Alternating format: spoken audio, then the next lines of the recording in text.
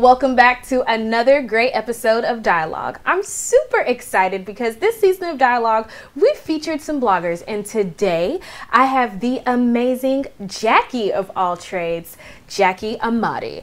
Thank you so much, girlfriend, for being on the show today. How are you? Thank you for having me.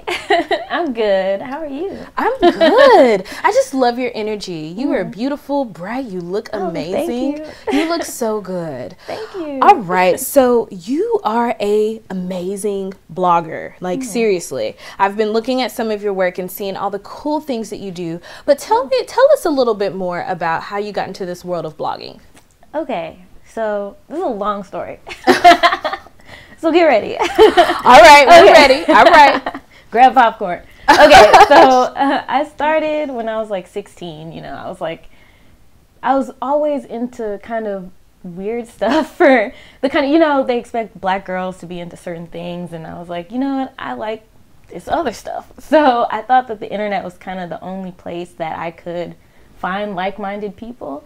So I threw up my first blog, and I would go home and I would blog like every night, you know, and talk to people, but I kept it a secret, you know. And I had like maybe 3 or 4 blogs from then through college, and I just kept like hiding them. And then my boyfriend found my blog and was like, why are you hiding this? Like, it's great. So after that I was like, you know, maybe it is great. Yeah. So I kind of started telling people about what I was doing, and from there, that's kind of how I started with my first business. I sold vintage clothing online, and I had a fashion blog and things like that. So, you know, after that, it was kind of, people were like very well receptive to what I was doing, and I was really surprised because I thought, you know, I was like, dang, everyone's gonna be like, what a weirdo. What? Yeah. So you were keeping yourself from like really pursuing this dream of being a fashion blogger at the time. Yeah. But now it seems like you're kind of blogging. This transformed into blogging all across the board. Like, from offering classes, webinars, products, all those things. Okay, girl, like I'm just totally getting way ahead of myself. So let me let you finish your story.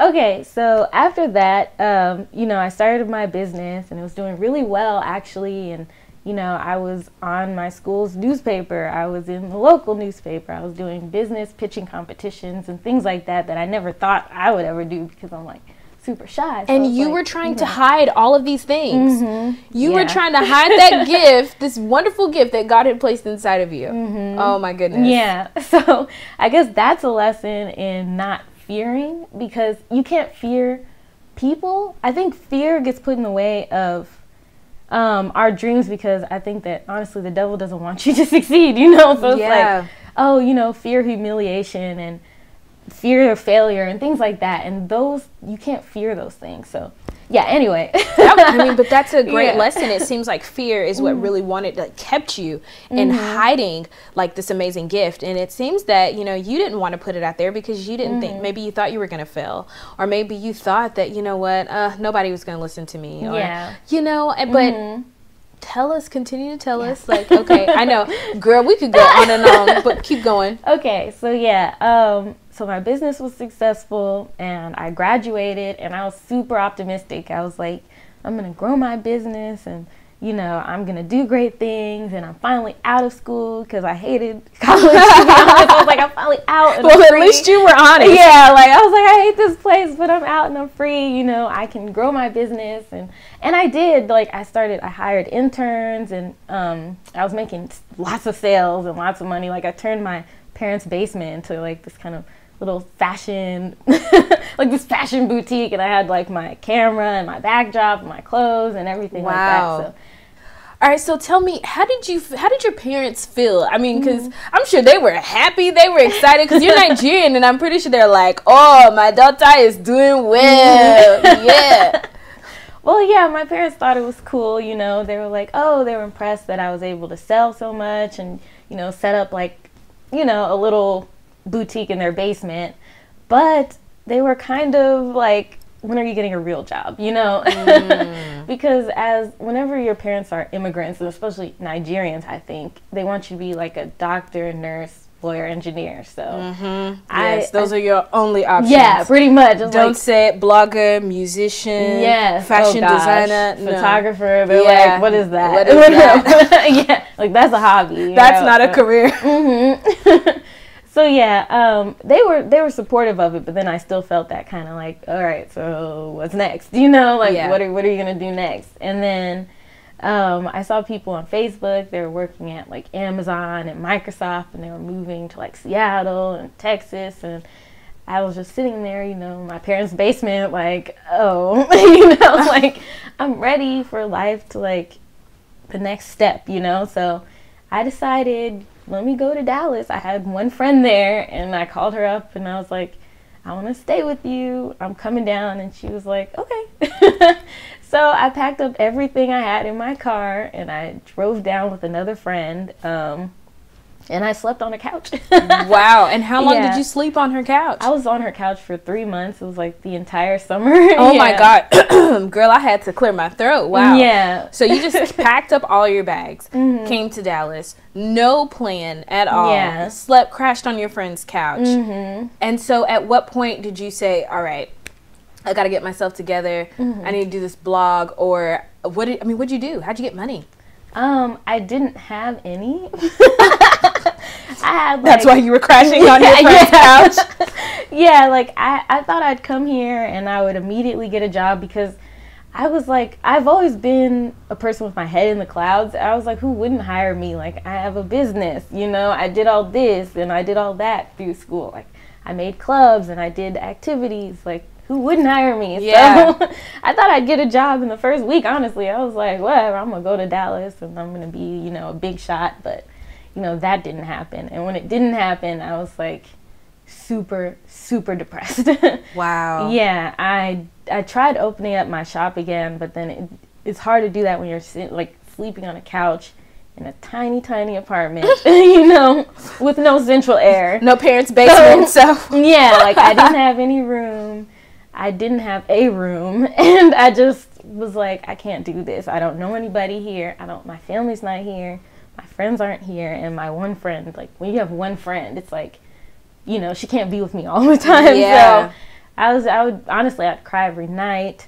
I was mean to her, honestly, and I feel super bad about that. I was mean to her. I was mean to my boyfriend. I was mean to everyone. I was just really, like, I was a whole different person at that time. Yeah. So, yeah, it was just really bad.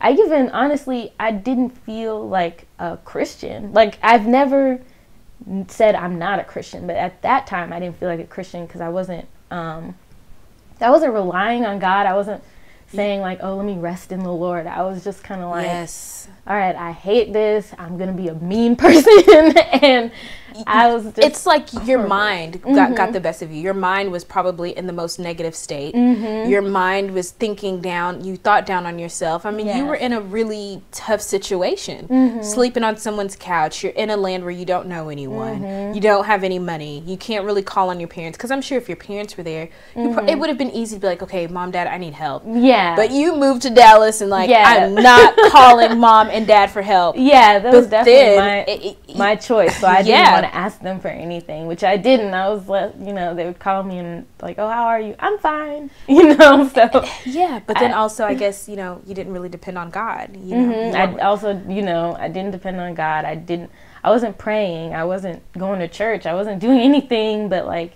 all the wrong things, you know. So it was just 3 months of just like hell. It was like, you know, it's okay. Hell.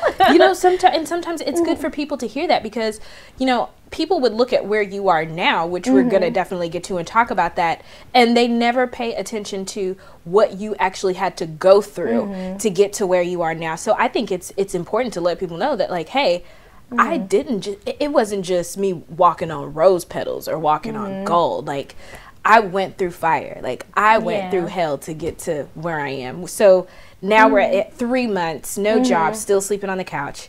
Which, by the way, it's like, seriously, that's crazy. To now, what happened? So you go get a job? No. Okay, so when I came down here, I had a dog.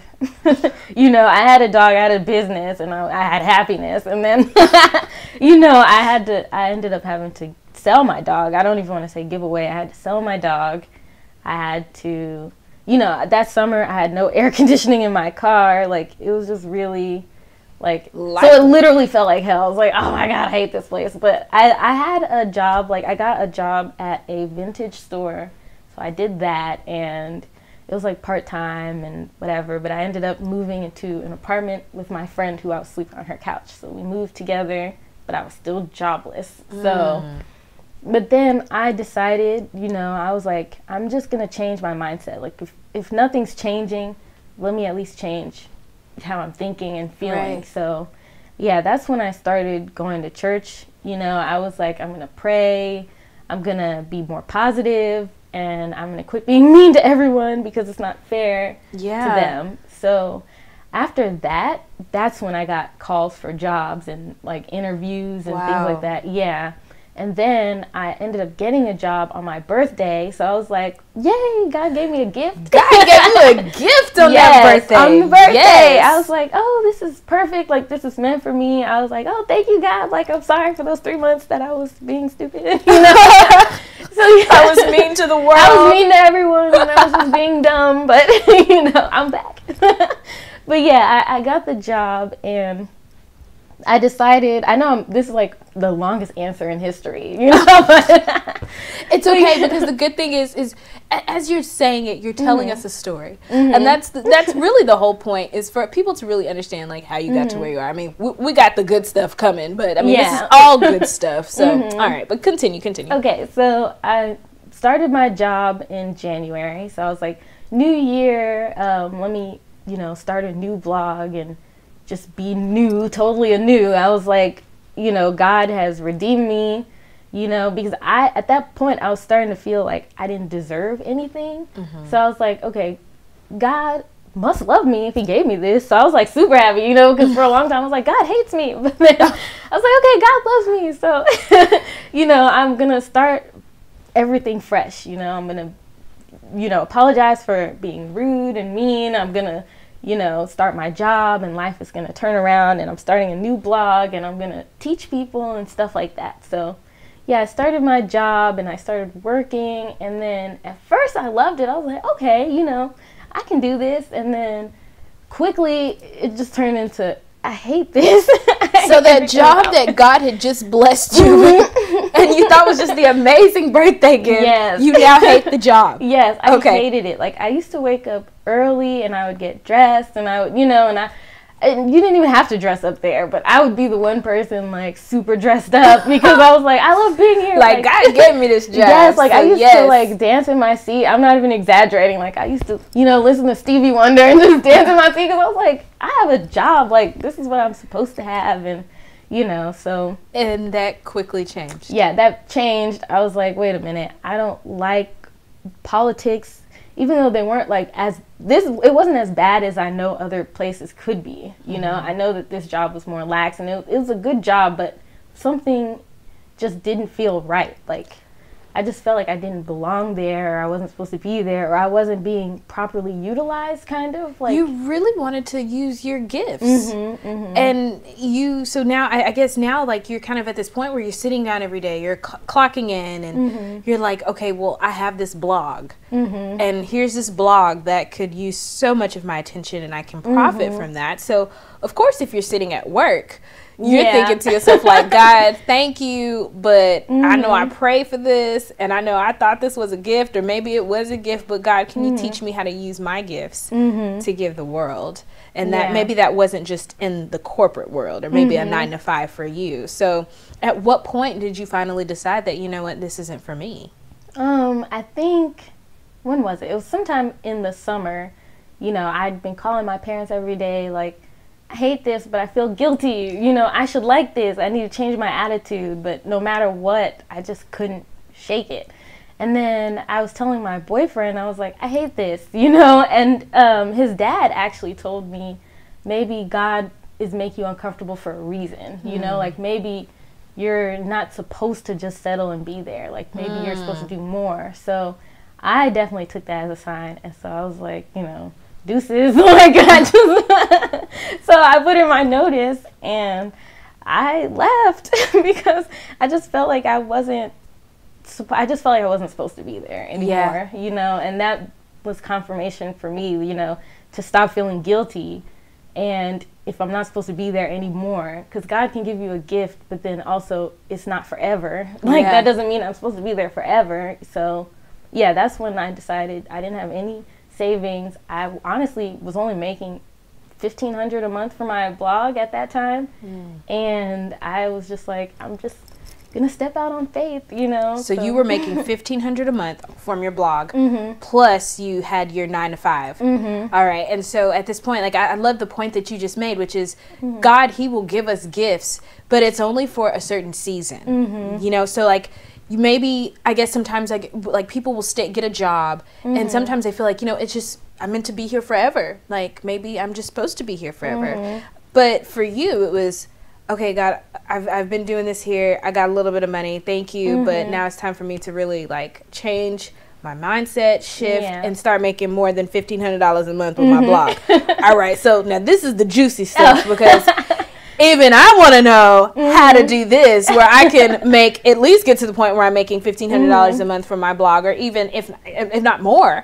So how did you get to that? Like, what did you do? At first I put up services on my blog, and I was like, oh, you know, I can do graphic design, which is why I called it Jacque of all trades. I was like, I can do photography, graphic design, and, you know, all sorts of other stuff. And I only charged like $50 per service, because I was like, you know, I wasn't feeling confident in my skill level. So I was just like, oh, $50 social media consultations, or I made a whole course, and I was like, $50 course, you know, so everything was just $50. So I was making money, but like $50 a thing. So I was like, this kind of sucks, and I'm overworking myself, and I have a job. So I kind of stopped for a while. I stopped doing consultations, and I stopped pushing my course. But then a lady who had gotten a consultation from me, she contacted me again and was like, I need you, come and work for me. And I was like, no, you know, because I'm busy now. And then she came to town and she asked me again. She was like, I need you, you know. And I was like, okay. And she told me, name your price. Like, she was like, don't sell yourself short, you know, name your price and really think about it. She was like, don't even answer now. Like, wow. Think about it. Yeah, so it was because of her that I was like, okay, I need to be charging, like, really what I'm worth, you know. Like, I do this is my job, you know, I have a degree and I'm good at what I do. So I named my price, and she was like, okay. And then after that I was like, okay, you know, like, absolutely, if she is willing to pay me, you know, other people would be too. So, and you know, here's the thing that I always tell people. I meet tons of people. There have been tons of people on this show that have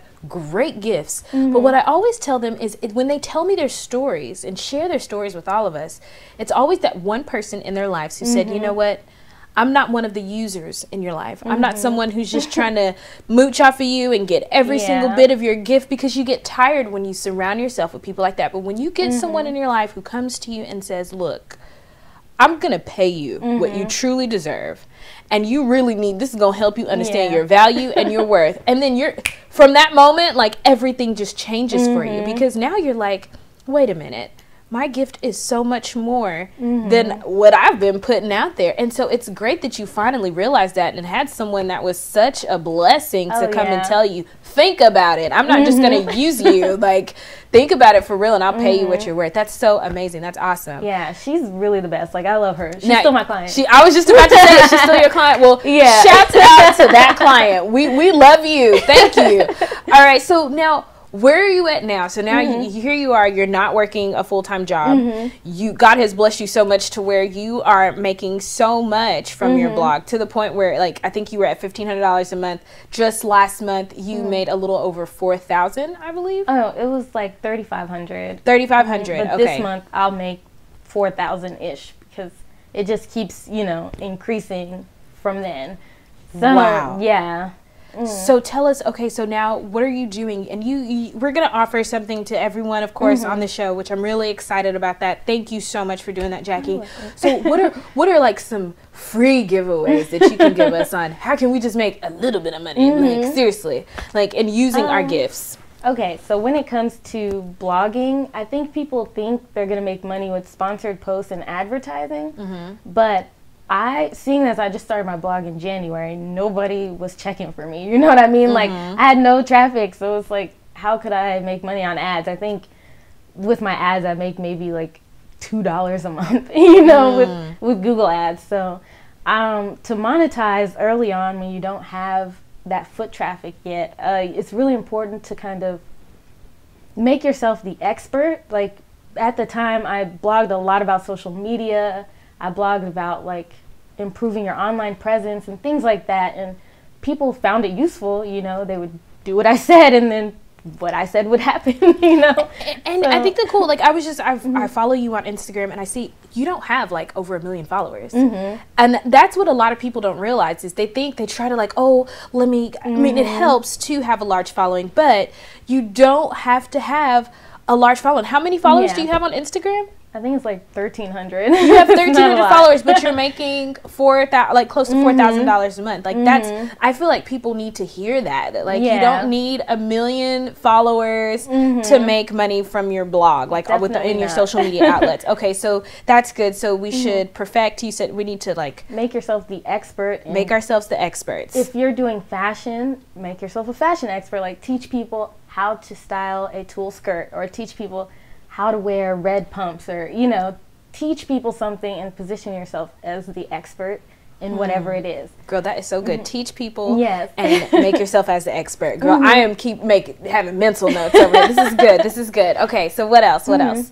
And then you can offer digital products or services. So I have ebooks, I have a course, I have services. Like, I have social media, I do web design, logos, and things like that. I also have like an ebook subscription service and different things. So I'll always keep going back to fashion, because I think that people don't think that they can do this with a fashion blog, but you can offer like ebooks, like how to, you know, maximize your wardrobe, or how to, you know, and just make it like $10 and put it out there, and people will start buying. Like, and I mean, it seems like people are buying like crazy. Like, and who in a million years? I think you were the same one. The first time we actually got the opportunity to talk on the phone, you were telling me how someone is making money from confetti. Yes. Like, selling confetti. I think that's the craziest thing, but I really believe that in the Bible, especially in the book of Genesis, when God tells us that we were made in his image, and like to think about like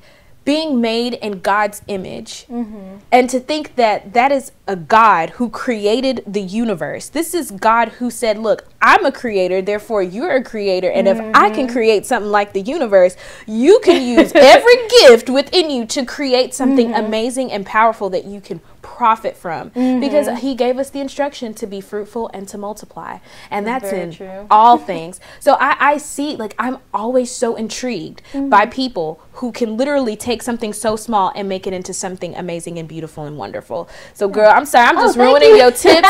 I'm just ruining your tip session. Let me continue, because girl, I forgot I got to continue with my mental notes and the notes for everyone else, because I want to know. Okay, give us one more free tip, and then after that I want you to share with us like the amazing class that you're going to offer. So my last tip is to offer something for free, because girl, because honestly, you got to put your money where your mouth is, and if you are willing to give away something awesome for free, then people will trust you that your paid products will be really great. Good. Yeah. Oh my God. Okay. Well, thank you so much for all of those great tips. I can actually say, like, just listening to you and taking some of the things, the little free things that you have on your website, I've put some of those things to use with my own blog, and I've seen some wonderful things happen. So tell us a little bit more about what you are going to offer to all of the viewers on the Woman of Purpose YouTube channel or Woman of Purpose Network. Tell us a little bit about that. Okay. Well, I actually have a subscription service. It's different than other ones because you don't get anything at your doorstep. You get it in your inbox every month. Wow. Yeah, it's for online creatives. and you get ebooks, you get tools, things that I use to kind of simplify my processes. And honestly, it's probably secrets that I shouldn't be telling you at all, but but yeah, join the Glow Up Club is what it's called, because you know we're glowing up together. Yes, Glow Up Club. Yes. I love that. Glow Up. I love it. I love it. And how can we? So basically, what I'm going to do is I'm going to put all the information in the description box. But if you could just go ahead and tell us, how can we find out a little bit more information about you and what you do, and how to get more access to your products? Okay, so you can find me at JacqueAmadi.com. That's where I blog and I write about all sorts of stuff. And the good thing is all sorts of stuff that'll help you make some pretty good money, which I think it's just so cool, because I get a lot of women especially who will come to me and just ask, like, how do you make money from the ministry that you started? Or how do you make money from your show? Or how do you make money from things that you do? And it honestly just came from really listening to people like you or other people, other guests that I featured on the show. Because I am not a big social media person. I'm not really a big blogger either. But I'm like, if I'll invest money into discovering ways to help make my brand profitable. So thank you very much, Jacque. I do appreciate you. But I got one more thing for you. I do this with everyone who comes on the show. I have what I like to call my magic box. Okay. So have you ever heard of this game called Table Topics? All right. So it's just a good little conversation piece, you know, but in a way for us to know a little bit more about you. So you can go ahead and pull any card. Okay. Be sure to read it out loud. In which activity would you like a lesson from an expert? Whoa, speaking of, we're talking about experts. Now, you being an expert blogger, what would you want to get a lesson on?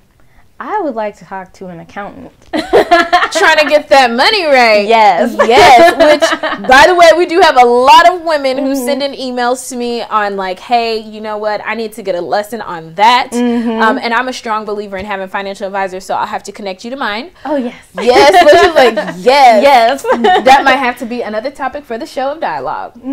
Well, thank you guys so much for tuning in. It's been a lot of fun sitting down and chilling with Jacque Amadi, and AKA Jackie of all trades.